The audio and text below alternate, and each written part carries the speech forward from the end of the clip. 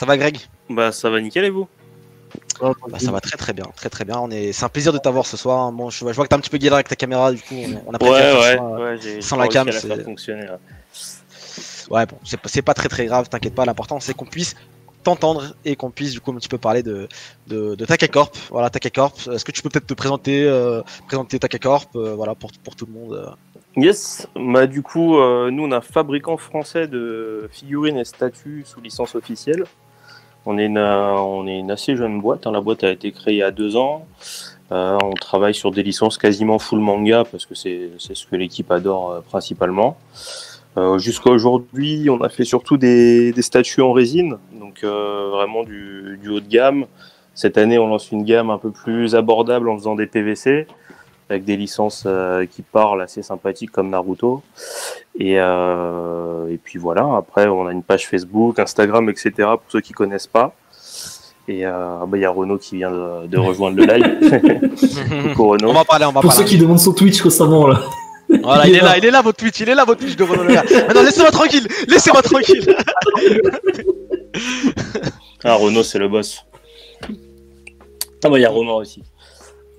Bah voilà, après sinon que dire, là cette année il va y avoir pas mal de changements chez nous, on va pouvoir en discuter un petit peu aussi avec vous. Ouais, on a pas mal de projets, c'est cool, la boîte évolue bien, il y a de plus en plus de demandes en France sur ce type de produit. Je pense que les générations comme nous qui ont grandi avec des Naruto, des Dragon Ball, etc., bah forcément maintenant elles ont les moyens de se faire plaisir et c'est pour ça qu'on est là. Exactement. C'est pour ça que vous êtes là et pour notre plus grand plaisir ce soir. Tu vas pouvoir un petit peu nous parler de comment ça se passe. On va pouvoir te poser quelques questions. Le chat aussi, vous pourrez poser quelques questions en deuxième partie d'interview. On va peut-être commencer tranquillement par voilà, d'où est venue cette passion déjà pour le manga déjà à la base, et ensuite pour le goodies, la résine, la statuette, pour la fabrication tout simplement de goodies. Comment c'était venu tout ça? Yes, alors si je parle de moi personnellement dans l'équipe, le manga c'est venu très très tôt. J'ai commencé en primaire avec du Dragon Ball. Je suis passé très vite par du Yu-Gi-Oh aussi via le jeu de cartes et l'animé. Donc ça c'était une grosse partie de mon enfance.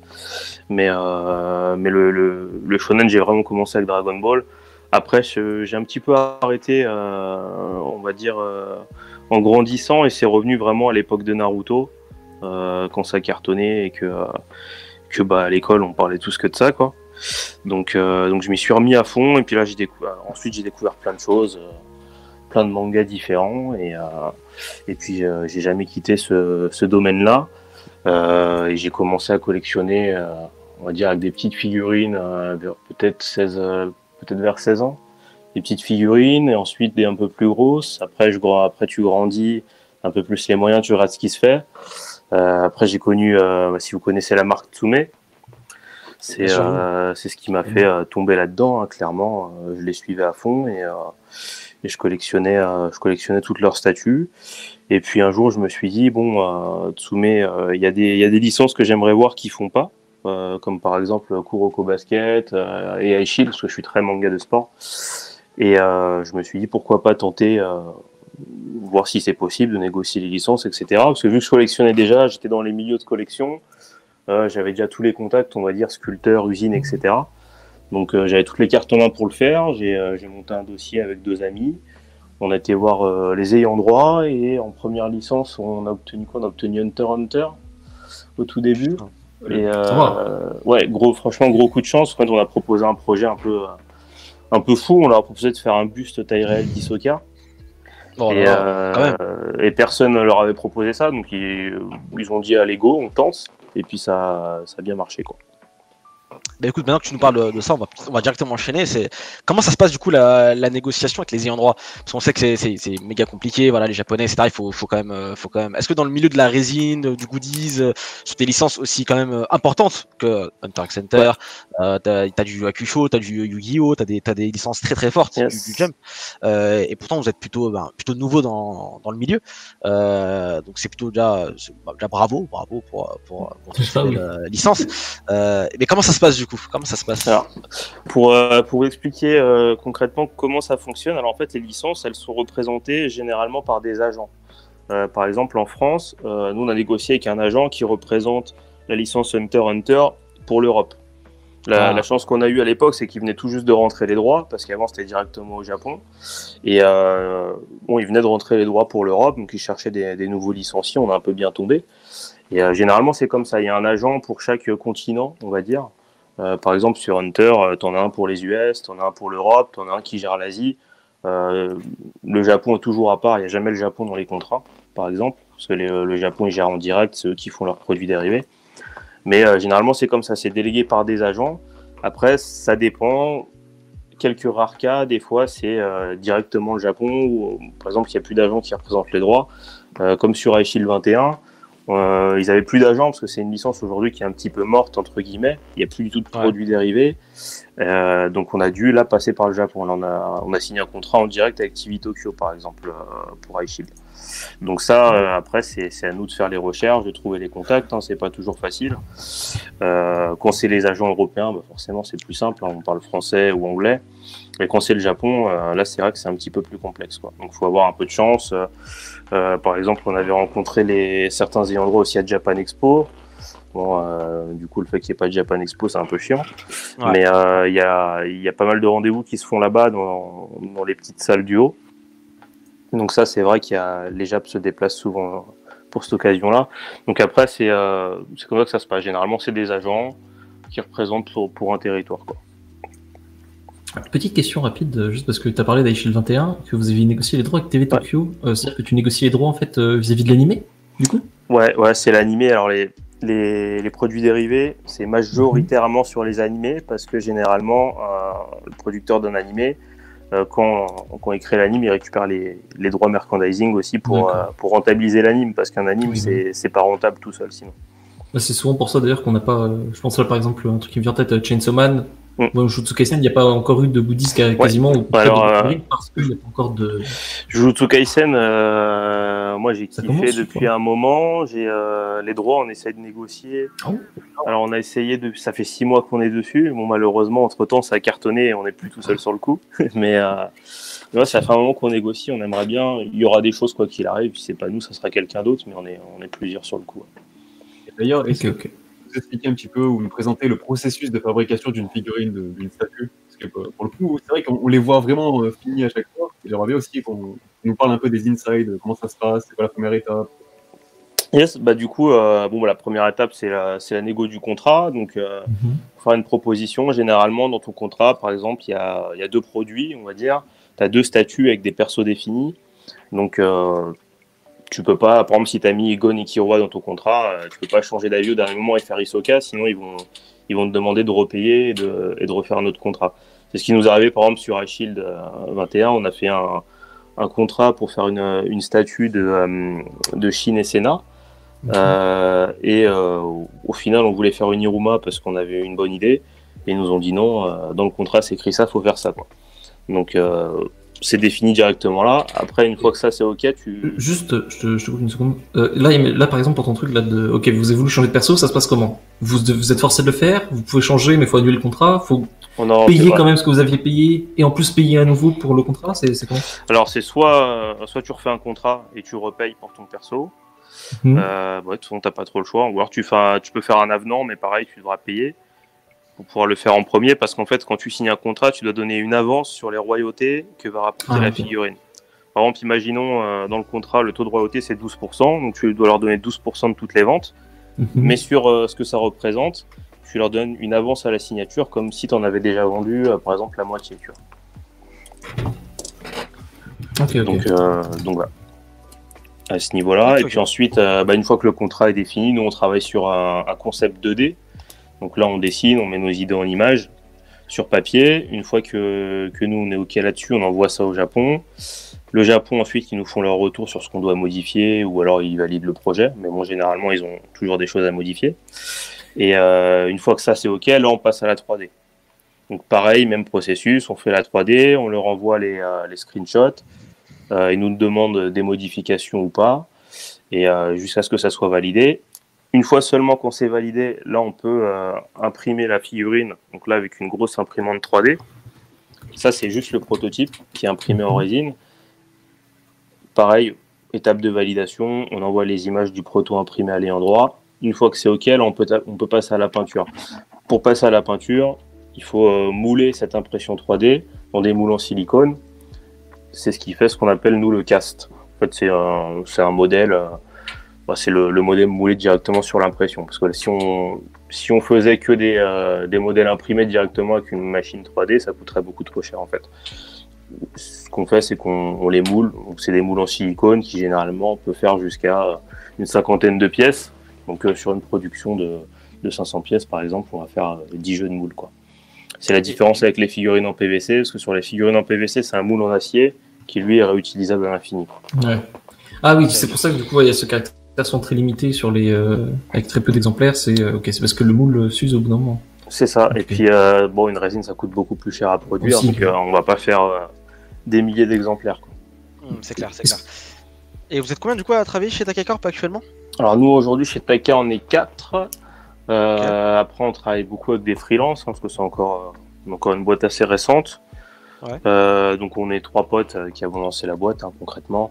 Donc, moi, je m'occupe pas mal de la négo des licences. Après, on a une personne qui est plus côté management de la boîte, parce qu'il a déjà une autre boîte à côté, donc il connaît un peu tout ça. Et puis, l'autre personne qui, elle, a plus une formation logistique et qui nous gère un peu les stocks, etc. Et après, on a une 4e personne qui bosse avec nous, qui lui fait plus tout ce qui est design, quoi. Ok. Et du coup, tout ce qui est l'étape de la fabrication, ça se passe où exactement? Alors, la fabrication se passe en Chine. De toute façon, c'est le seul pays où c'est possible de fabriquer à des coûts corrects. Par exemple, si on ferait ça en France, juste le coût de la peinture d'une figurine, ça sera le prix de la figurine. Donc c'est pas possible, quoi. Parce que si tu prends un peintre, un bon peintre pour te peindre un buste comme Hisoka qu'on a fait, nous de toute façon on a peint le proto par un peintre freelance et juste le paint on a à peu près à 1000-1500 balles. Donc ce serait pas possible de produire ici, quoi. Tout est peint à la main, du coup. Hein. Tout est peint à la main, ouais. Okay. C'est fait en usine en Chine, tout est peint à la main. Tout est fait à la main. Il n'y a rien qui est fait à la main. N'hésite pas à passer quelques petites images de certaines photos, de certaines résines qu'ils ont produites. Histoire que les gens aient vraiment des petites images, on va dire, des petits rendus de comment ça rend. Il y en a certaines que j'ai vues d'ailleurs IRL, parce que je crois que vous aviez un stand à la Japan Expo. C'est l'Exodia, je crois. Ouais, on avait dévoilé Exodia en non peint et on avait ramené aussi Yei en non peint. Et je crois le Yei. Hisoka en peint. Oh, le Yei, il était incroyable, vraiment. C'est trop. Là, vous avez le Exodia devant vous, l'Exodia aussi. L'Exodia. Ouais, c'est clair. En plus, faut se rendre compte que c'est vraiment balèze. Le Exodia, par exemple, en largeur, il fait 70 cm. C'est clair. Franchement, c'est des beaux bébés.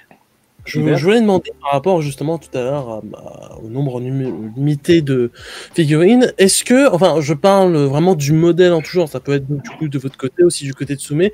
Est-ce que c'est aussi d'un côté où si il y a eu plus de figurines, genre je sais pas 10 000, 50 000, etc., ce serait plus rentable ou ce serait pas forcément rentable, ou alors est-ce que c'est toujours une certaine stratégie commerciale et marketing de dire de faire ça des objets de collection justement. Alors, forcément, si on en ferait plus, on gagnerait plus d'argent. Après, ça réduirait aussi les coûts. Après, ça dépend aussi de la licence. Par exemple, sur Yu Yu Hakusho, ça reste une licence qui aujourd'hui est quand même un peu niche au milieu de la collection. C'est pas déjà en France, nous on l'a vu. Nous on l'a fait parce qu'on adore Togashi et on voulait travailler aussi sur cette œuvre-là. Mais en France, pas grand monde connaît au niveau des boutiques. Quand on démarche chez les boutiques, il y en a beaucoup qui nous disaient je connais pas du tout, je sais pas ce que c'est, quoi. Donc c'est aussi pour ça que le tirage est limité. Je crois qu'on a fait que 400 pièces sur Yei. Mais le tirage il est aussi défini par la notoriété de la licence, clairement. Par exemple, Tsume sur Dragon Ball, ils font 3000 pièces, mais au niveau de la demande, ça reste faible en fait. C'est clair. Là, vous avez la Yei devant vous, les amis. Je pense dans le chat, je sais pas ce que vous en pensez, mais la Yei, elle est. La Yei, on l'a pas en photo, mais on a refait une nouvelle tête. Ah ouais. Qu'on a offert en plus, qui est plus sympa, je trouve. On a amélioré le sculpte en fait. On a laissé aussi l'ancienne pour ceux qui ont commandé, mais on a une nouvelle. Ouais. J'ai vu que c'est un truc que vous faisiez beaucoup, je crois. Je crois que sur les figurines de Dreamland aussi, il y a des nouveaux visages qui ont été annoncés. Enfin, j'ai vu ça un peu sur votre site. On aime bien faire ça. On a une page et un groupe Facebook. On demande souvent l'avis de notre communauté sur ce qu'ils voudraient améliorer, etc. Et quand on voit qu'il y a des commentaires un peu persistants, on les prend et puis on rajoute souvent des choses. Ouais. Sur Dreamland, on avait refait le visage. Là, pareil, sur une PVC de Toro Picana qu'on est en train de faire. On a écouté les coms des gens et on a mis une deuxième tête. Ouais. Et ça, c'est faisable pour vous réellement ou ça demande un sacrifice un peu? Enfin, c'est quoi? Parce que faire un nouveau visage, ça peut être un peu. Forcément, ça a un coût. Après, ça reste. On va dire que ça reste raisonnable si on a bien calculé nos prix.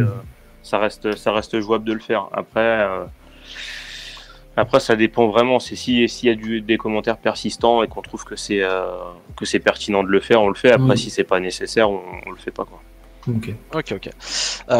Concernant l'étape de la fabrication, c'est quoi finalement le plus galère dans la fabrication d'une résine comme ça? C'est quoi qui est le plus compliqué pour vous, contraignant, le plus galère, le plus contraignant, clairement, c'est les validations, quoi, parce que les Japonais, ils sont vraiment très protectionnistes avec leur licence et on peut rien faire sans avoir un accord. C'est-à-dire que le moindre post Facebook, la moindre chose où apparaît leur licence, il faut leur demander avant.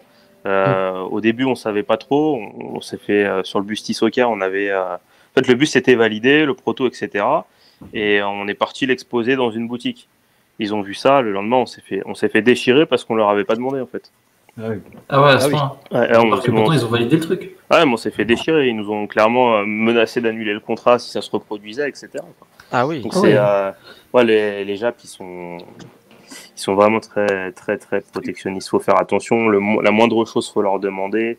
Et tout est soumis à validation. Et souvent, c'est très long parce qu'ils ont beaucoup de choses à valider. Par exemple, sur une licence comme Hunter, où il y a souvent des produits qui sortent, pas forcément en figurines, mais peut-être des mugs, plein de petits produits dérivés. Donc, ils ont des réunions toutes les semaines pour valider les produits. Et tant qu'ils passent pas ton produit, toi t'attends, et des fois ils peuvent mettre 2 mois à te faire un retour pour te dire des fois juste là faut changer la couleur quoi. Donc c'est vrai que c'est un peu contraignant. Par exemple là le pire c'est là ça fait 2 ans qu'on a annoncé qu'on allait faire des bustes sur Seven Deadly Sins et on les a toujours pas sortis parce qu'ils sont toujours pas validés. Ouais, on l'a très souvent dit avec plein d'invités différents. C'est vrai que les ayants droit japonais, c'est peut-être les ayants droit les plus compliqués avec qui travailler dans le monde parce que tellement ils sont protecteurs de leur licence et comme tu dis le moindre post Facebook ou le moindre post sur les réseaux sociaux il faut limite le faire valider. Alors imaginez juste pour un visage, pour une modélisation, pour une couleur, sur une peinture, mais ça doit être infernal. Tu vois là par exemple nous depuis le début on veut faire une statue sur Demon Slayer et ils nous disent clairement que là ils ont trop de taf, genre ils ont pas le temps de valider ça. Ils nous disent on peut vous faire un contrat, mais peut-être que dans 2 ans il sera pas validé. Ouais, donc c'est compliqué. Vraiment ça que ça me saoule d'avance parce que en fait, je sais qu'il y a ça et que d'un côté, je sens le truc tu donnes pour le moindre truc, tu vas demander un tout petit truc, bonjour, est-ce qu'on peut faire ça? T'as la réponse 1 mois plus tard, bonjour, non, bonsoir, non. Bonsoir, non. Et vraiment, ça me saoule d'avance, juste avec les temps de réponse à chaque fois. C'est usant. Franchement, des fois, c'est usant. Mais surtout sur de la sculpture comme ça, genre quand ils arrivent et qu'ils disent tu peux changer le nez de Hisoka s'il te plaît? Ça se passe comment du coup? Le mec est obligé de tout refaire? Parce que tu vois ce que je veux dire, une sculpture, il y a un gros côté d'équilibre et tout, genre, ça se passe comment pour faire des petites modifs comme ça? En plus, ils peuvent te demander des modifs tant que t'as pas fait ta prod. C'est-à-dire que, par exemple, ils t'ont validé un produit, etc. Mais la prod n'est pas lancée parce qu'en fait, il faut savoir aussi qu'avant de lancer ta prod, tu dois faire valider un sample d'usine. Donc, en gros, ton proto est fini. Toi, le proto, on le peint ici, etc. avec notre peintre, on l'envoie au Japon. Au Japon, en Chine.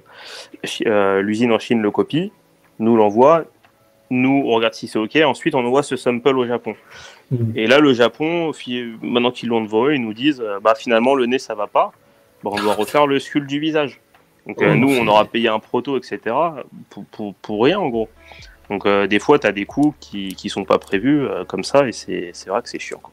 Ça peut s'accumuler vite, du coup. Genre, par exemple, le nombre de protos, parce que tu as dit que, par exemple, peindre le proto, c'était quoi? C'était 1500 balles? Ouais, c'est ça.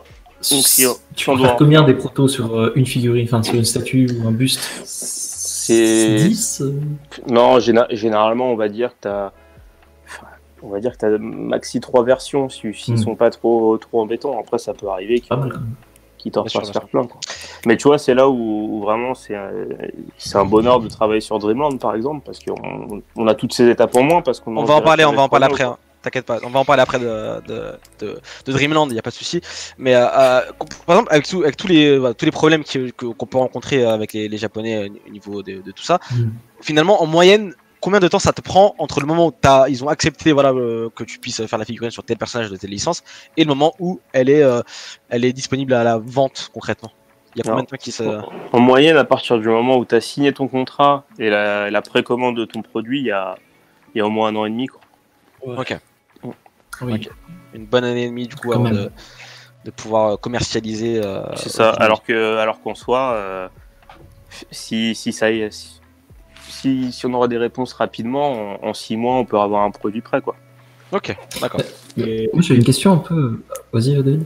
Je voulais juste demander, vu que tu parlais tu nous partageais quelques anecdotes par rapport aux ayants droit, mais ça t'est déjà arrivé qu'un projet d'une statue ne soit carrément annulé parce que t'as pas réussi à te mettre d'accord avec les ayants droit, il y a eu des contraintes que tu pouvais pas résoudre finalement? Un projet annulé, non, ça nous est pas arrivé. Par contre, là, justement, dans le cas de Demon Slayer, ils nous disent, par exemple, si on accepte de faire un contrat, c'est stipulé dessus que on paye, etc. Et si eux, ils n'ont pas le temps de valider notre produit et que le contrat se termine, en gros, c'est terminé, on a payé pour rien, quoi. Ah oui, c'est annulé, là. Ouais. C'est rageant parce que c'est vraiment de l'administratif simple à faire en soi. Enfin, peut-être qu'il y a des trucs dont j'ai pas forcément connaissance, mais les extérieurs, je ne vois pas en quoi ça pourrait être une administratif complexe de leur côté du moins. Là, surtout quand tu vois les produits derrière qui sortent de chez eux, chez Takakor, quoi, c'est de la qualité, donc finalement c'est comme disait Renaud Lemaire, j'ai vu dans le chat, ils sont chiants pour être chiants en fait, finalement. Des fois, c'est vrai qu'on se demande si ils cherchent pas le défaut juste histoire de dire qu'il y a un truc à modifier, quoi. Des fois, c'est des modifs incompréhensibles, quoi. En fait, je pense que aussi, du point de vue japonais, le moindre détail, vraiment, ils peuvent chipoter pour le moindre détail. C'est dans leur culture, je pense aussi, dans leur état d'esprit. Là où nous, peut-être des fois, on peut être plus laxiste sur des petits trucs, sur des petits détails. Clairement. Il faut vraiment que ce soit parfait, sinon laisse tomber, quoi. Mais ouais, c'est pas des Japonais. C'est le sculpteur, il est pas japonais, la boîte, elle est pas japonaise. Enfin, pour eux, c'est un peu, ça peut paraître un peu distant. Ils savent pas trop à qui filent leur truc au fond. Et puis oula, le coup, le mec demain il disparaît. Franchement, ils font vraiment très attention. Et tu vois, par exemple aussi à côté, on a Dragon de DreamWorks, où là c'est pas du manga, mais c'est des Américains, et eux, ça n'a rien à voir, hein, niveau façon de faire. Limite, ils ne demandent pas de modif, quoi. Dès qu'on leur envoie un truc, c'est bon, c'est super, go, on y va, quoi. Et du coup, voilà. Pourquoi Dragon d'ailleurs? Parce que quand je tombais dessus sur le site, je dis, ça fait un peu, ça sort de nulle part, tu vois, comparé au reste du catalogue. Ouais, Dragon, en fait, clairement, on a voulu tester un truc parce que en manga, on est beaucoup sur le marché maintenant, aujourd'hui. Donc, on a voulu sortir des sentiers battus. Et puis, c'était un film qu'on appréciait. La trilogie qu'on aime bien. Mes associés, ils ont regardé avec leurs enfants, etc. Donc, on avait un bon feeling avec ça. Et puis ça a été un pari gagnant parce que aujourd'hui c'est le produit qui a le mieux marché, quoi. Intéressant. C'est ce que j'avais demandé. Le produit qui a le mieux marché quand même. Après ça touche peut-être un public plus large. C'est ça, ouais. Et puis c'est là où on a fait le plus d'exemplaires et puis on a tout vendu en 24 heures. Donc. Ah oui. Ah quand même. Oui, ça va. Ça. Gros succès sur celle-ci, ouais. Mais du coup, ça c'est marrant. Toutes ces contraintes liées aux ayants droit concernant le manga, ça vous donne pas envie de vous étendre à d'autres univers, genre le jeu vidéo, ou peut-être ça serait moins... Ouais, clairement, c'est la réflexion qu'on se fait. Après, on veut pas arrêter le manga parce que c'est ce qu'on aime le plus. Donc clairement, on fera toujours du manga, mais on se pose la question, pourquoi pas d'alterner une préco sur deux, par exemple, un manga et un film d'animation ou un jeu vidéo. Là, par exemple, on se pose la question sur Avatar le dernier maître de l'air. Ah, et excellent. Ce serait des pistes sympas, quoi. Ah oui, Claire. Parce que clairement, c'est vrai que quand on en parle, c'est vrai qu'il y a un marché à prendre. Dans le jeu vidéo, il y a quasiment pas de figurines de cette qualité-là. Enfin, il n'y en a pas énormément comparé au manga où t'as Tsume, t'as machin, t'as truc, t'en as vraiment.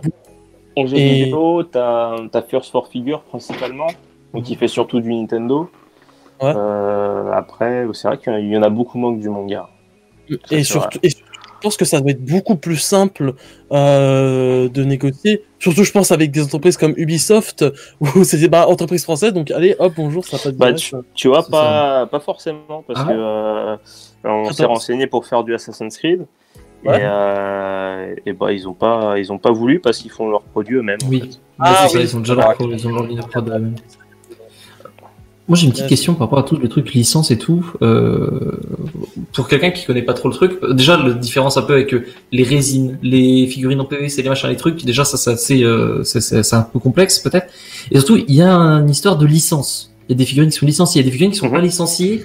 C'est des résines, donc c'est des figurines à 500, 600, 700 balles parfois. Ils sont pas licenciés, mais vu que c'est un peu considéré comme des œuvres d'art en production limitée, t'as le droit de les faire. Est-ce que tu peux peut-être éclairer un peu tout ce... Non, clairement, c'est vrai qu'il y a un vrai marché sans licence aujourd'hui qui se fait parce que clairement le marché il est gros aujourd'hui et il n'y a pas assez d'offres. Clairement sur certaines licences, par exemple aujourd'hui Demon Slayer, il n'y a pas de résine, donc il y a des fabricants peu scrupuleux qui payent pas de licence, qui en ont profité pour en créer plein et ça se vend très bien vu qu'il n'y a rien d'autre sur le marché. C'est légal? Des fabricants sans licence, franchement, il y en a plein. Hein. Tu as juste à taper sur internet statut avec la licence statut résine avec je sais pas, Demon Slayer par exemple, et tu tombes sur plein de sites.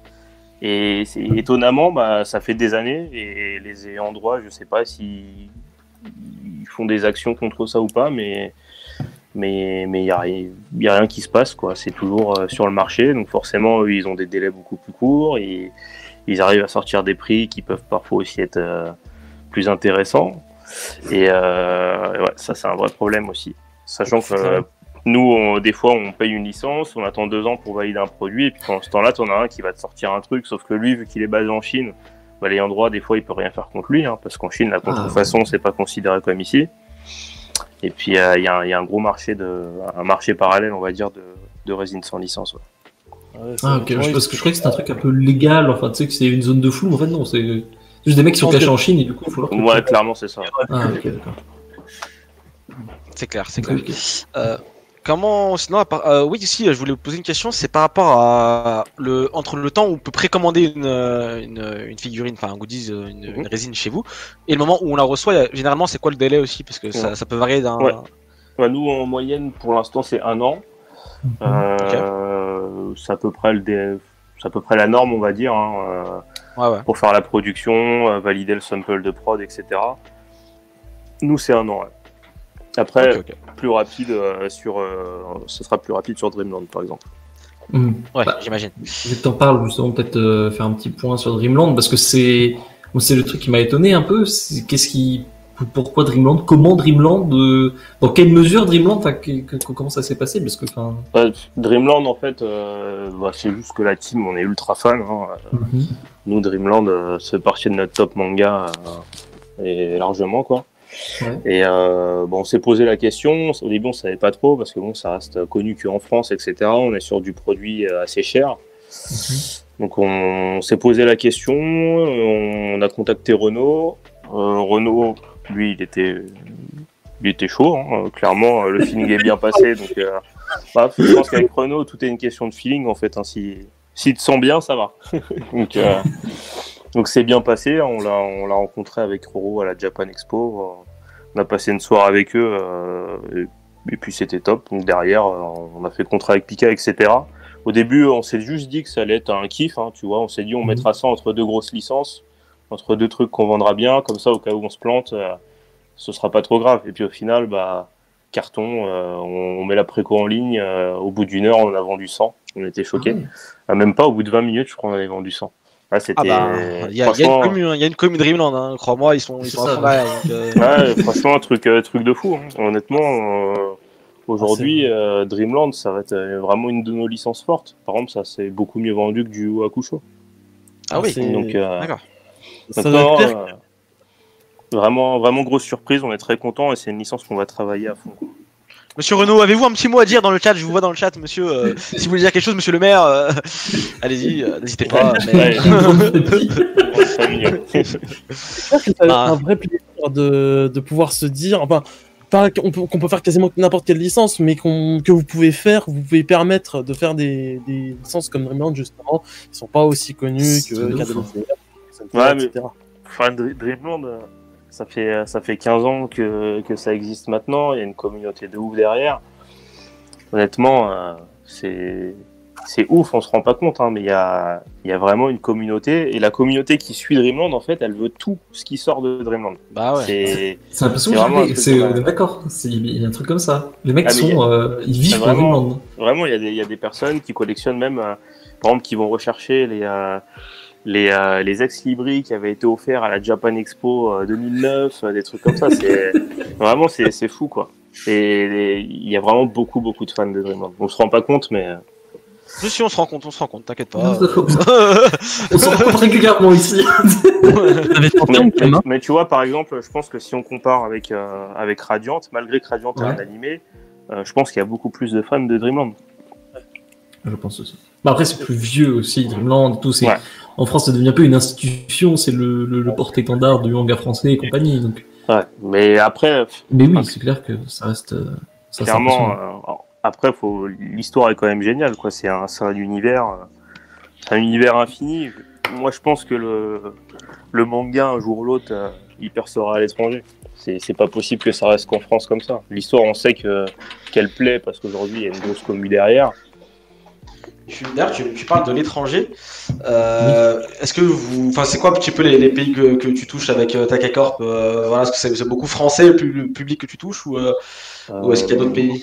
Quel pays t'as le droit de toucher aussi? Est-ce que les mecs au Japon ont le droit de commander tes trucs? Alors le Japon, jamais. C'est jamais dans les contrats, le Japon. Okay. Ça, c'est toujours exclu. Mais selon la licence, on a des territoires différents. Par exemple, sur Yu Hakusho, heureusement qu'on avait l'Asie dans le contrat, parce que sinon, on n'en aurait pas vendu beaucoup. Quasiment tout est parti en Asie, hein, en Chine, Thaïlande, par exemple, des choses comme ça. Après, principalement, notre marché, ça reste la France aujourd'hui. Mais en Europe, en Allemagne aussi, quand même. Un petit peu en Allemagne. Allemagne, c'est assez fort. Après, ça dépend vraiment avec des contrats de là où on peut vendre, mais nos partenaires qui revendent les produits, principalement, ils sont en France. Après, on a 2 gros partenaires en Allemagne, on a un en Espagne qui est pas mal, en Italie, et puis c'est ce qui va être les pays les plus forts, quoi. Est-ce que... T'as dit quoi, Xalan? Pas aux États-Unis? Parce que, par exemple, je vois Black Clover dans la liste qui, de mémoire, est très populaire aux États-Unis. Ouais, justement, je crois que c'est la première licence où on a les États-Unis dans le contrat, parce qu'on a négocié. On l'a acheté directement à Crunchyroll, et puis eux, c'était États-Unis-Europe, donc parfait. Et je pense que là-bas, Black Clover, ça peut bien marcher. C'est clair. Mais, donc, il y a vraiment une volonté pour Takacorp de se mondialiser, entre guillemets, de vendre dans le monde entier, quoi. Clairement. Au début, c'était la France, après c'était l'Europe, maintenant ça va être un peu plus le monde. Après, ça dépend vraiment des contrats, parce que si tu veux vraiment tous les territoires, tu payes plus cher. Parce que des fois, si tu as un agent en Europe et un agent aux US, par exemple, pour une même licence, tu dois signer 2 contrats pour avoir le droit de vendre dans les 2 pays. Donc tu dois payer 2 fois. Ok, d'accord. Ouais. Est-ce que tu peux nous faire du coup un petit tour des licences? On a parlé pas mal de Yu Hakusho, de Yu-Gi-Oh, de Dreamland, bien sûr. C'est quoi un petit peu pour l'instant les licences autour desquelles tu as travaillé depuis le début? Alors jusqu'ici, la première qu'on a sortie, c'était le buste d'Hisoka. Okay. Donc la licence Hunter x Hunter. Sur cette licence, on peut faire que des bustes pour le moment, parce que sur la partie statut, il y a d'autres licenciés et qui demandent à être tout seuls pour le moment. On aimerait faire d'autres choses, mais c'est en égo, on va dire. Après, on a sorti en deuxième Yei sur Yu Hakusho. Donc Yu Hakusho, on a statut échelle 1/6. On a sorti Yei Yusuke. L'idée, c'est de faire la team des 4. Hein, donc je régale. Kurama, Kuwabara. Ensuite, on a sorti le buste Exodia de Yu-Gi-Oh! Il y a une réplique du puzzle du Millennium qui va arriver cette année. Donc, échelle taille 1-1. Oh Ah, j'aime bien, là tu me parles. J'aime bien.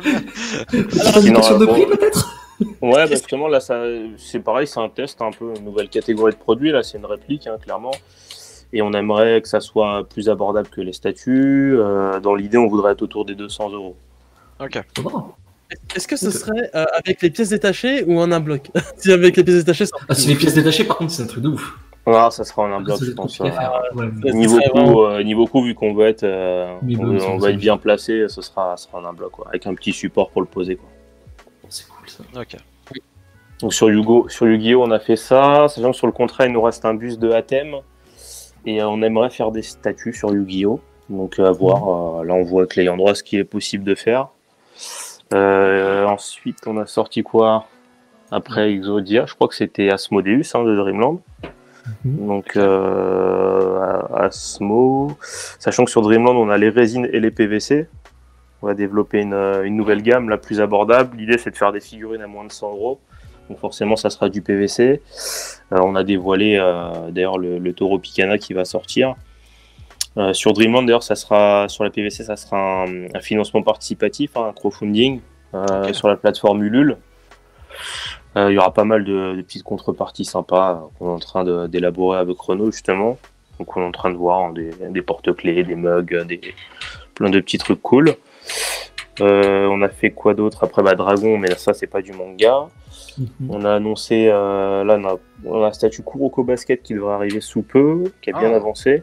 Donc normalement ça sera un one shot qui représentera bien la licence, histoire d'avoir une statue pour un fan.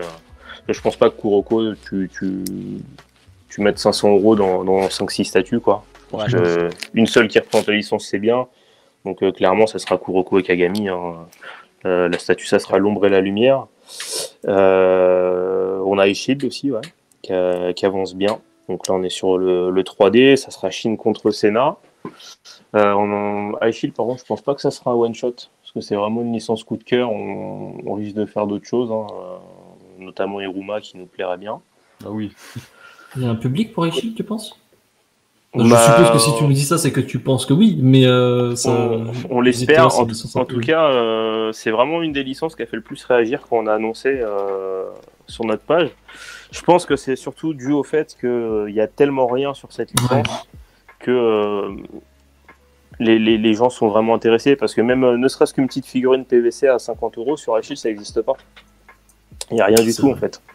Donc j'ai un bon pressentiment sur ce produit. Je pense que ça va vraiment bien marcher à Aeshield. Et au contraire, Berserk, dans le milieu des résines, il y en a beaucoup. Ouais, tu vois, justement, je pense que du coup, un produit comme Aeshield, ça a beaucoup mieux marché qu'un produit Berserk. On verra si je me trompe, mais je pense. Parce que sur Berserk, on a voulu le faire parce que c'est une licence qu'on kiffe dans l'équipe, mais il y a déjà beaucoup trop de produits sur Berserk, par exemple. C'est ça le problème. Donc, Berserk, c'était pas forcément la meilleure idée, on va dire, sur les statues. Par contre, on fait un buste de Guts là, qui est en cours. Là, j'y crois déjà plus. Buste de Guts taille réelle, ça va être vraiment balèze. Ça, on a hâte de le présenter. Mais ouais, Aeshield, moi, j'y crois beaucoup. Après, Aeshield, déjà, juste dans le chat, on sent que les gens sont un peu chauds. Donc, on a fait un sondage du coup il y a pas longtemps là, en début d'année sur notre groupe Facebook pour savoir qu'est-ce que les gens attendaient le plus chez nous, et Aeshield avait fini premier, donc Ah oui. Okay. Donc on avait quand même plus de 100 votes, je crois 130, un truc comme ça sur cette licence là. Donc après il y a aussi l'aura de Murata derrière qui... Ouais, je pense que ça joue aussi, parce que là il y en a beaucoup qui ont découvert la série depuis que Murata il a cartonné avec One Punch Man. Donc peut-être que ça a rendu la série un peu plus culte, je sais pas. C'est pas impossible. En tout cas, grosse demande, je pense, sur Aeshield, on verra. On a fait le tour des licences, du coup? Il y a après Black Clover qu'on vient d'annoncer. Ah si, on a Overlord aussi. Là, on a un petit projet, et puis là, on a fait le tour. C'est pas mal, parlé de Tsubasa? Ah oui, il y a Oliveton aussi qu'on a. Ouais. Sachant que là, on a vraiment l'animé d'époque, on n'a pas le remake qui sort en ce moment. Donc ça c'est cool, les gens étaient vachement contents. Bah c'est vrai que les licences de sport, on aime beaucoup. On a pris Olive et Tom, Kuroko et iShield, quoi. On voulait Hippo derrière, mais il y a des concurrents qui l'ont pris, donc on n'y a pas été, quoi. Ouais. Dommage, mais c'est franchement pour un début entre guillemets, pour moi c'est déjà énormissime. C'est que le début, hein, franchement, ça promet du très très. Là, on se calme un peu niveau licence. On a ce qu'il faut, on va dire. Là, faut sortir les produits et puis on verra après ce qu'on fait, mais après dans les licences qui arrivent, on aimerait quand même faire du Jujutsu Kaisen, quoi. Ah bah oui, c'est vrai que ce serait le moment, effectivement. Ça pourrait être une dinguerie. En fait, avec le design qu'il y a dans cette série, il y a de quoi faire des statues de fou, quoi. Tu fais Megumi avec ses invocations, tu peux faire Sukuna en mode extension de territoire. Non, il y a vraiment des gros trucs à faire, quoi. Du Gurren Lagann, point d'interrogation, un jour? Oh, voilà, il commence à faire son marché, lui. C'est tranquille. Gurren Lagann, on va dire que le problème, entre guillemets, c'est que c'est le même agent que Demon Slayer et franchement, difficile de négocier avec eux, c'est très long. Là, ils nous ont dit d'abord une seule licence, donc forcément, on a dit Demon Slayer, mais ça fait quasiment 2 ans qu'on est dessus et qu'on n'a toujours rien signé. Donc, 2 ans sur Demon Slayer ? Ouais. Ah ouais. On était ça veut dire que c'était avant l'animé ? On était dessus au tout début. On avait rencontré même l'ayant droit à la dernière Japan Expo, donc celle de 2019. Ouais, c'est ça. Donc on les avait vus là-bas. Donc ouais, c'était il y a 1 an et demi. Et ouais, depuis ça avance pas. À chaque fois ils nous disent on est occupé, ça va le faire, mais faut être patient. Et bah, c'est clair que Demon Slayer, c'est clairement leur grosse licence du moment. Je pense que c'est, à mon avis, très galère, même pour eux. À mon avis, il y a beaucoup de demandes à droite à gauche. Donc, c'est ce qu'ils nous disent. Ils sont surchargés de demandes. Et puis là, avec la sortie du film, c'était apparemment ils savaient plus où donner de la tête, quoi. Ils avaient trop de taf. J'imagine. De mon fanboyisme pour Gurren Lagann, je le citais aussi parce que en fait c'est assez populaire et pourtant il y a quasiment pas de produits dérivés. Genre voilà, enfin ça se voit pas parce que voilà, la cam est trop petite, mais en gros là j'ai 2 figurines Gurren Lagann et ça vient de Revoltech et c'est quasiment la seule série de figurines qui existe en fait pour Gurren Lagann officielle. Ouais, il y en a très peu. Il y a beaucoup de séries comme ça, j'ai l'impression. Tu disais tout à l'heure iShield, parle de grosses séries pourtant qui ont marqué les gens et tout, qui passent un peu inhabituelles, quoi. Tu vois, par exemple, iShield, il n'y avait plus du tout de comité de validation pour des produits, du coup, vu qu'il n'y avait aucune demande, et même pas un mec qui fait des porte-clés, par exemple, tu vois. Donc là, ils ont remonté un comité de validation juste pour nous. Ah ouais, d'accord. Est-ce que ça, c'est pas un peu aussi le problème de la bureaucratie japonaise, quoi? Il y a une personne qui demande un truc, ça monte un comité. Ouais, c'est clair. Est-ce que... mais tu vois, encore là, on a eu de la chance parce que des fois, sur des vieilles licences, on nous dit si on n'a que votre demande, ça vaut pas le coup de remonter un comité, donc on va rien faire. Les casse-couilles, du coup, vraiment, là, genre, faut dire les mots. C'est-à-dire, obligé de remonter. Je sais pas, après, je vois pas comment c'est fait, mais est-ce que toi, de ton côté, tu penses que c'est forcément nécessaire comme ça, se dire d'avoir un comité à chaque fois, d'avoir 15 000 personnes pour valider le moindre truc? Après, c'est la mentalité japonaise. Hein. Ils veulent tout contrôler sur leur licence. Donc c'est comme ça, quoi. J'imagine bien les réunions de 45 minutes, les costards froids et tout qui sont pas en 45 minutes. Bon, est-ce qu'on valide le Facebook ou pas? C'est vraiment ça, du coup. Ils débattent pendant 45 minutes pour savoir s'ils... Moi, j'ai limite envie d'en placer une pour Naoki Urasawa parce que c'est un auteur très très populaire en France. Et est-ce que ça serait envisageable dans le futur de faire des statuts sur ces mangas? Parce que finalement, que ce soit des s'y prête. Il y en a pas en fait sur Urasawa, j'y pense. Il y en a une de la sorcière de Monster qui avait été exposée pendant le truc de Urasawa à Paris. Qui nous dérive 2 secondes, hein, mais après je crois que c'était, je sais pas si c'était pas une pièce unique par contre, mais je me rappelle il y a une petite statue de la sorcière. Avec Monster, 20th Century Boys, enfin bref, on va pas faire le listing de tout sa carrière, mais il y a vraiment de quoi faire, donc est-ce que c'est envisageable? C'est envisageable si la demande est derrière, quoi. C'est plus ça. Alors c'est propagande alors aujourd'hui. Ouais, c'est ça. C'est ça, s'il y a la demande derrière, pourquoi pas. Après, des fois on prend des risques quand c'est vraiment des coups de cœur de l'équipe, comme Dreamland, et qui au final a payé. Mais bon, on va dire, on le fait pas sur toutes les licences, quoi. Il faut aussi des gros titres à côté où on est sûr que ça va fonctionner, quoi. Mais là, c'est déjà plus grand quand on découvre votre site, on voit le catalogue et finalement, il y a des séries à la fois mainstream mais aussi des séries plus discrètes. Voilà, et clairement, c'est la volonté. Hein. La volonté, c'est qu'on fasse des trucs qui nous plaisent, tout simplement, quoi. C'est clair. Est-ce que d'ailleurs, bon, c'est vrai que l'année 2020 était un peu compliquée pour beaucoup de gens. Est-ce que la crise sanitaire, ça a impacté un peu Takacorp et à quel niveau? Ça nous a impacté au niveau de la Chine au moment où c'est arrivé, parce que forcément, ça a retardé les productions. Après, en dehors de ça, pas spécialement. Vu que nous, on fonctionne sous forme de précommande, on a lancé nos précos dans l'année. Non, on n'a pas été spécialement impacté. Bon, après, forcément, les quelques boutiques avec qui on travaille vont plus moins précommander que d'habitude. Mais honnêtement, ça ne nous a pas spécialement touché, on va dire. On a été épargné par ça. D'ailleurs, les boutiques, est-ce que tu peux peut-être en citer quelques-unes? Où est-ce qu'on peut trouver? Parce que par exemple, j'ai vu que le Exodia, il allait avoir 50 d'Exodia qui allaient être en mode Necros, du coup, mais qui se retrouveraient que en boutique. C'est ça, là ça va arriver. En fait, on va faire une version exclusive pour les boutiques. Donc là, il n'y en aura que 50 dans le monde. Ah ouais. Donc le buste, il sera noir avec les épaules, avec les fissures. Et en boutique, on va dire en grosse boutique connue qui travaille avec nous, on a Shibuya Akihabara sur internet qui est très présent. Okay. On a Made in Japan qui a une boutique physique dans le sud.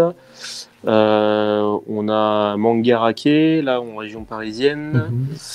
Qui c'est qu'on travaille en grosse boutique? Sur internet, vous avez un site internet de résine connu qui s'appelle Figurine Collector. Faudrait qu'on fasse un recensement des boutiques sur le site. Je pense que ça serait pas mal. C'est vrai que ce serait pas mal. Mais on peut aussi bien faire ça. Mais sinon, on travaille un peu toutes les plus grosses boutiques qui vendent des statues. Maintenant, on travaille avec eux, quoi. Donc, vous pouvez trouver les produits un peu chez tout le monde. Ouais, puis sur notre site internet. Généralement, quand vous annoncez une licence, le stock s'écoule en combien de temps à peu près généralement? Vu qu'il n'y a pas beaucoup de stock, j'imagine.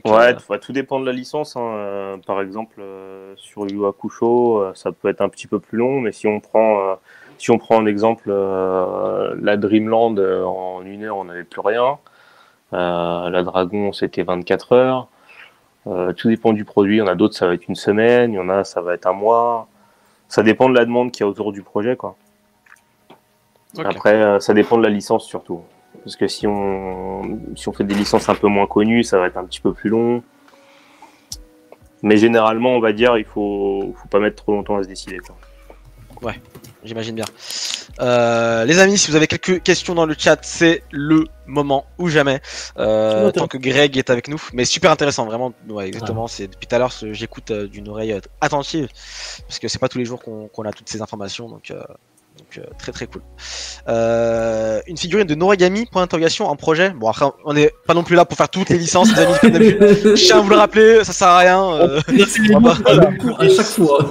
Ouais, à chaque fois vous nous faites le coup, les amis. Je sais que vous voulez, mais bon. Vous êtes combien? Il a répondu tout à l'heure, ils sont 4. Ouais. C'est ça, hein, 4. Moi, j'ai 2 questions. Pour travailler, se mettre en contact ou en collaboration avec une usine chinoise pour la couleur, par exemple, c'est du bouche à oreille avec des gérants où la prise de contact est difficile. Oula, c'est très précis, Yukino. Vas-y, si tu as une réponse peut-être pour... Alors, se mettre en contact avec une usine chinoise. Alors nous, on avait, on va dire qu'au tout début, on avait 3 contacts d'usines différentes. Après, une fois que tu te lances, les usines te contactent d'elles-mêmes, hein, honnêtement. Maintenant, tous les mois sur la page Facebook, on a des nouvelles qui viennent nous envoyer des messages. Après, le mieux, c'est d'aller en Chine directement et de voir un peu ce qui se passe dans les différentes usines, parce qu'il y a de tout. Hein. Un même projet, tu vas avoir 5 usines, les 5 vont te sortir un prix différent. Des fois, ça peut aller du simple au double, au triple. Donc forcément, selon la qualité, le niveau de détail que tu veux, ça sera différent. Donc faut bien sélectionner, quoi. Ok. Une date pour le reveal de Aichi 21. Bon, je pense que ça, ils l'annonceront sur leurs réseaux sociaux. On va pas leur couper l'herbe sous le pied. Des licences de sport qui vous intéressent pour une interrogation? Il y en a déjà pas mal, hein. Tu as annoncé. Ouais, on a 3. Après, on verra si ça vaut toujours le coup de faire quelque chose une fois que les concurrents auront fait leurs produits. Là, j'ai beaucoup d'espoir dans Blue Lock. Ok. J'attends de voir comment ça évolue, mais je pense que ça va devenir une série populaire. On verra. Ouais. Mais j'aimerais beaucoup Slam Dunk après, mais ça c'est compliqué à obtenir les droits. J'imagine. Du coup, il s'agit de votre métier où cela ne rapporte pas assez pour vous et vos 3 employés. Il n'y a pas plus Chipou qui demande. Moi, j'ai quitté mon taf pour faire plus que ça. L'objectif, c'est que dans l'année, les autres fassent pareil. Là, maintenant que c'est bien lancé. Cette année, il y a plein de choses qui vont arriver. Là, on vient d'acheter nos locaux. On va faire une partie boutique. Donc, il y aura tous les protos en expo constamment, en showroom, etc. Donc non, là, ça devient vraiment professionnel, quoi. L'idée, c'est qu'on vive tous de ça. C'est quoi? C'est une boutique TACACORP, c'est ça? Alors là, on vient d'acheter nos locaux. Donc l'idée, c'est qu'en gros, il y a 2 étages. L'étage sera nos bureaux. En bas, il y aura une boutique où il sera possible de voir tous nos produits en showroom, sous vitrine. Et on vendra aussi plein de petits produits dérivés autour du manga, quoi. Et ce sera situé où, du coup? Alors, c'est dans le 77, là où nous on est. Hein. Donc, c'est pas forcément on va dire une ville que tout le monde connaît. C'est à une demi-heure de Disney, c'est à 1 heure en train de Paris. C'est à Coulommiers. Ok. Comme le fromage. D'accord. C'est ça, comme le fromage. Une résine Blue Lock, ce serait incroyable. Bah oui, Blue Lock, c'est vrai que ce serait une grosse licence. Ouais, bon, on verra ce que ça dit, mais je pense que c'est une série qui va cartonner bien assez rapidement chez nous. Hein. Clairement, en plus, y a Renault. Ils vont le lancer en même temps que l'Euro de foot. Je pense que ça va être le bon timing et tout. Ah, surtout s'il y a un animé qui se lance aussi, c'est encore plus. Ouais, c'est ça, bon, ça arrivera, hein, clairement. Oui, je pense aussi. Il y a Renault qui dit on va faire la teuf là-bas. Et ben, j'espère qu'on sera invité nous aussi, on viendra faire la teuf. Ouais, bah là, on est en mode travaux, hein, clairement, et quand on va ouvrir, on va faire l'inauguration, et puis il y aura Renault en dédicace tout le week-end. Donc ouais, on fera ça, quoi. Très bien, cool. C'est quoi tes mangas préférés? Il y a Yoris qui te demande. La fameuse question. Alors, mes mangas préférés, moi, mon manga préféré déjà, c'est Hunter x Hunter. Ok. Après, si je devrais faire un top, dedans, il y aurait Dreamland, il y aurait quoi? Il y aura Aishid, clairement. Et moi, je pense que ces 3-là, c'est mes 3 préférés. Donc 3 mangas quand même dont t'as la licence, donc c'est plutôt stylé, hein. C'est notre un vrai kiff, je pense, un vrai. T'es content, ouais, clairement. Après, bon, il y a d'autres licences que j'adore, mais c'est plus nostalgique. Hein. Par exemple, Yu-Gi-Oh, je suis super fan, mais on va dire que c'est pas. Je vais pas comparer ça à un Hunter où je pense que c'est différent, quoi. Mais même Digimon, par exemple, j'ai kiffé quand j'étais gosse, mais c'est pas la série du siècle, quoi. Ah mais je suis super fan, hein.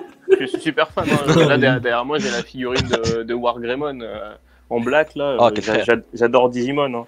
Mais c'est sûr que si je parle de mes mangas préférés, je vais plus parler de Hunter que de Digimon. Quoi. Ok. Bon, on va conclure les questions du chat avec celle de Jigito. Vous faites combien d'allers-retours à l'étranger? Du coup, je suppose beaucoup au Japon, sûrement, pour checker vos produits, pour parler avec les Japonais. Est-ce qu'il y a beaucoup de choses comme ça ou est-ce que ça se fait à distance? Le problème là, c'est le Covid, donc c'est compliqué. Oui. Mais normalement, on devrait aller checker en milieu de production, en fin de production, avant que les produits partent chez nous. Donc logiquement, sur une production, tu pars 2 fois.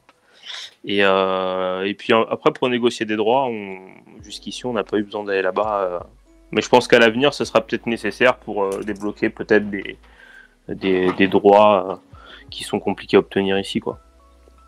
Ce serait quoi du coup les licences? On va terminer l'interview sur ça.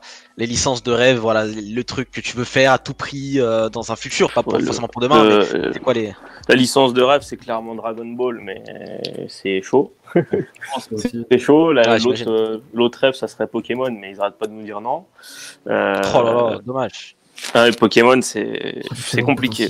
On n'arrête pas de demander et ouais, ils veulent pas se faire chier à valider des figurines en gros. Il y en a pas beaucoup, hein, je crois, même au Japon, des figurines de Pokémon. Ouais, il y a que des gens qui sortent de temps en temps, mais. C'est que des fabricants Japon. Il n'y a rien d'autre. Si là, en Asie, ils ont donné la licence mais que pour la Chine, à un studio. Mais en Europe, ouais. À chaque fois qu'on a des salons où les gens représentent des licences, on va les voir et on a toujours la même chose. Ah, désolé, on aime vos produits, etc. Mais pour l'instant, c'est pas la volonté d'avancer sur ce type de projet, quoi. Ils nous disent que eux, la cible, c'est les enfants Ouais, bah oui. Donc nous, nos produits visent les adultes, c'est pas forcément en adéquation avec leur stratégie, quoi. Mais ouais, clairement, Pokémon, ça serait le kiff ultime. Hein. Ça serait incroyable. Une grosse résine de raid là au du mont argenté. Ouais. Oh. Que ce soit animé ou jeu vidéo, Pokémon, ça serait ouf. Après, même, tu vois, même Digimon, on a demandé, on nous a dit non aussi.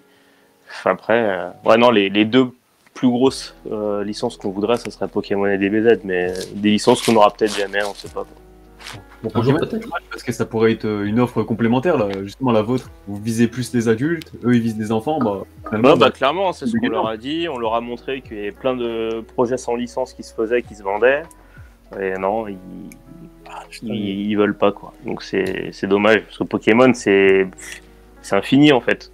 Ah oui, c'est ça. Si on a cette licence-là, on en fait pendant 50 ans, quoi. C'est...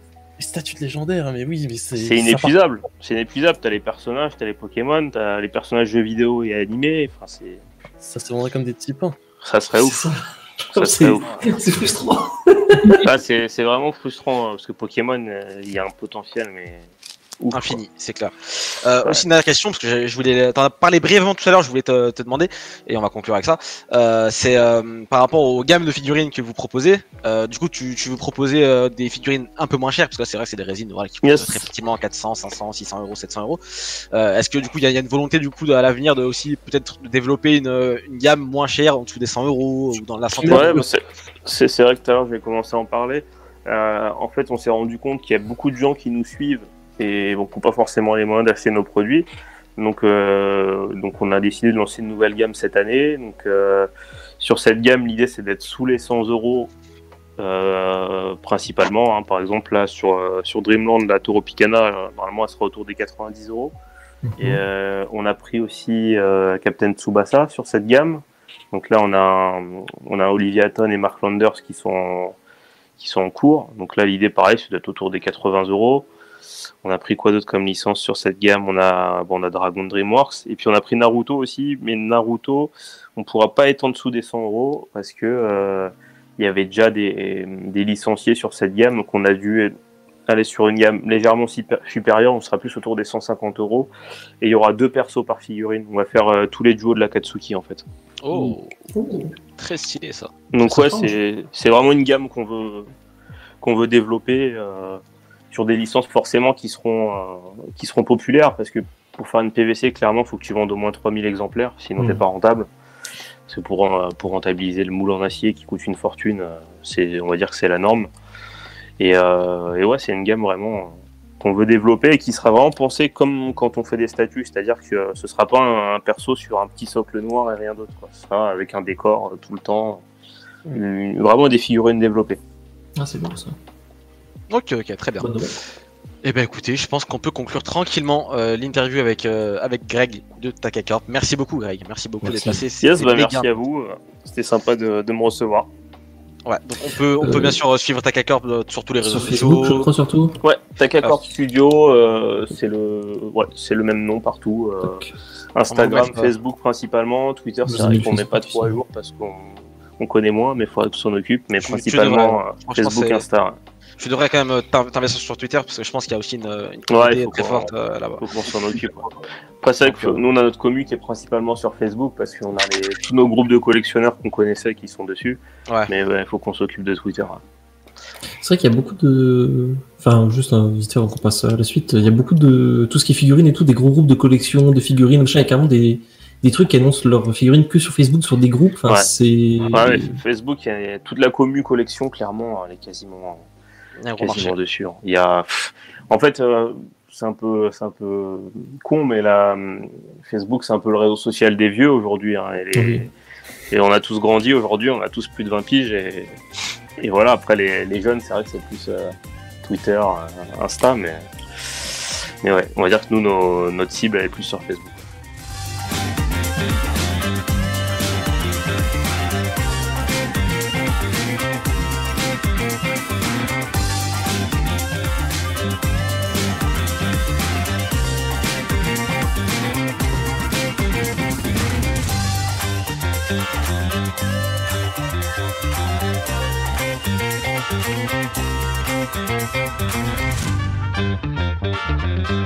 Thank you.